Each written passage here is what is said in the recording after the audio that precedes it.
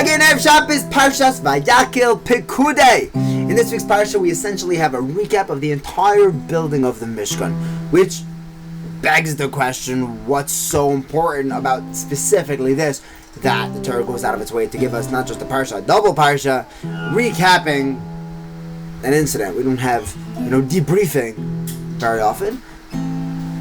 I'm curious to hear what you think. Essentially, there's going to be an answer along the lines of, Hashem is living among us. There's a connection between physicality and spirituality, and we can't dismiss that by any margin. Rav Meir Shapiro has a fascinating insight on one particular pasuk in this week's parsha. There's a pasuk that says that 1,775 coins were donated and crafted into the hooks that went onto the pillars of the Mishkan, onto the Krashim. And the Medrash enlightens us what was going on specifically in this pasuk. And it says as follows: Moshe Rabbeinu, who is incredibly meticulous about every step of this fundraiser, every penny was accounted for, every coin, every diamond, every bit of gold and silver, every jewelry, and he did this specifically so that nobody would have any tightness on him, that he was misappropriating, maybe pocketing some of the money, putting it on the side for a rainy day. None of that. Moshe Rabbeinu wore no pockets. Every penny that was donated went straight to the Mishkan. Guaranteed. But he lost cheshbon. Malasot, he had no idea where these 1,775 coins went. He couldn't figure out where it went. And the Medrash says that he had a terror, a pachad, like you can't imagine. What are the Jews going to say? Moshe Rabbeinu ran off with almost 2,000 coins. It can't happen. That can't happen. Absolutely not. Says the Medrash, a Baskol came out at that moment and proclaimed this pasuk.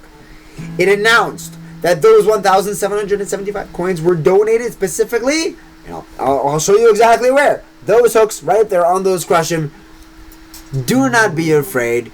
Do not let your imagination carry you to accusations and schemes that Moshe Rabbeinu are not committing. Rav Meir Shapiro points out a very biting idea. He says just a few days before, not very long before, these same Jewish people were standing at the foot of Har Sinai, and they did one of the most egregious averos that were ever committed.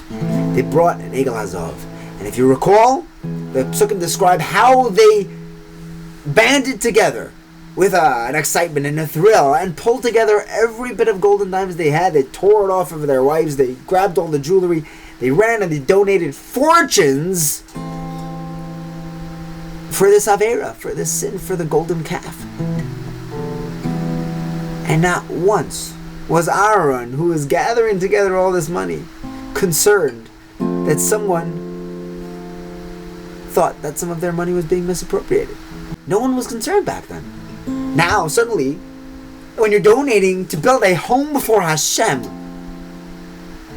a place for Hashem to live amongst you, now, Moshe Rabbeinu has to be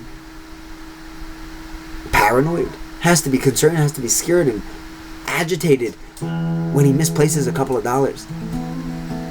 What are they going to say?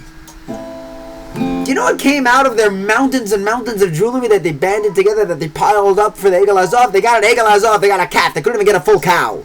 But no one had any claims, no one had any kindness. We have to learn to give like givers. We have to learn to give without any side thoughts, ideas.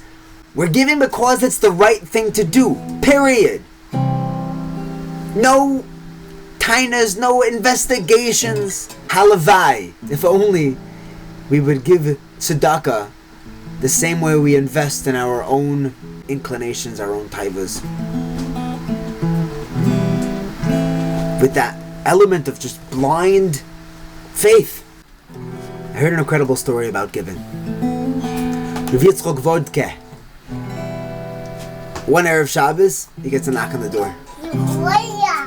Yeah. And there's a gentleman there, a non-Jewish fellow, asking for a piece of bread. In those days, you didn't just have extra bread lying around. You didn't have a freezer full of whatever.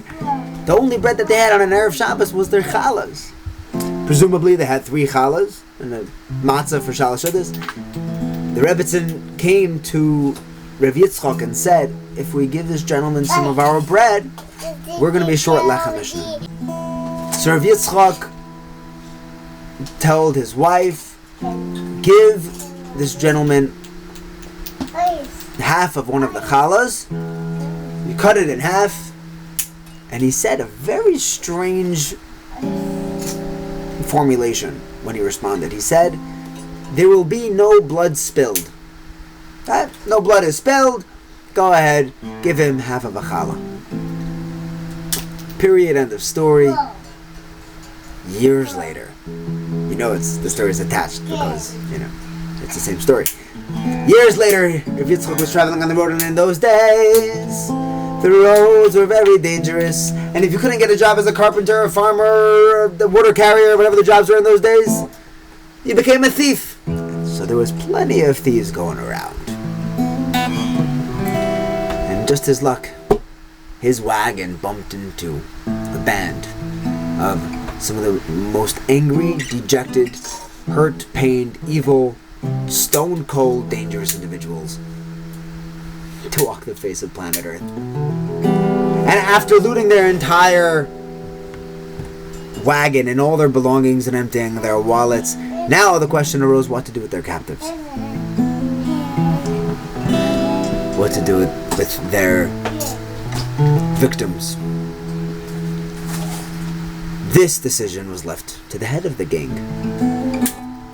The lead mobster, who assuredly was not any kinder than his cronies. As they lined up in front of this Malach HaMavet, Rav Yitzchak knew that they would be okay. Because this was that same beggar who he gave half his challah 2 years before. And he remembered him. And he looks at him and he says, you saved my life when I had no one else to turn to years ago. You didn't have to, but you did. I don't have to save you, but I will. Go. You're a free man.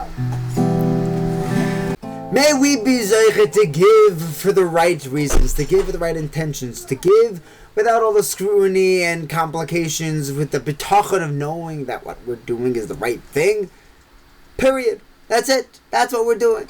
And we'll be zeicher with that sense of giving. If you live in a community where everyone is giving and not trying to take their rights, it's a beautiful place to live. And Be'ezer Hashem, it shall only get more and more beautiful with the coming of Mashiach B'meir V'yameinu. Amen. V'yainenu sirena, sirena malchusecha. V'yainenu sirena, sirena malchusecha.